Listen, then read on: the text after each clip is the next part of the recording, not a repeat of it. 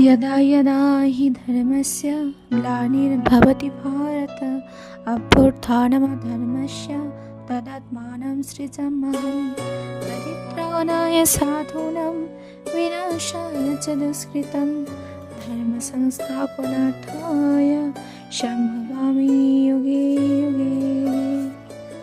অর্থাৎ ভগবান স্বয়ং শ্রীকৃষ্ণ স্বয়ং শ্রীমদ্ ভাগবত গীতার চতুর্থ অধ্যায়ের সপ্তম এবং অষ্টম নম্বর শ্লোকে বলেছেন যে যখন ধর্মের গ্লানি হয়, অধর্মের অভ্যুত্থান হয় এবং সাধুদের পরিত্রাণ, দুষ্কৃতীদের বিনাশের জন্য, ধর্ম সংস্থাপনের জন্য তিনি যুগে যুগে এই ধরাধামে অবতীর্ণ হন।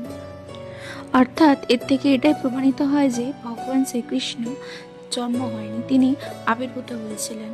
কারণ যিনি সৃষ্টি স্থিতি প্রলয়ের মালিক, তিনি কি আর আমাদের মতন সাধারণ মানুষ ভাবে জন্মগ্রহণ করতে পারেন? তাই তিনি কখনোই জন্ম হননি, তিনি যুগে যুগে অবতীর্ণ হন, আবির্ভূত হন।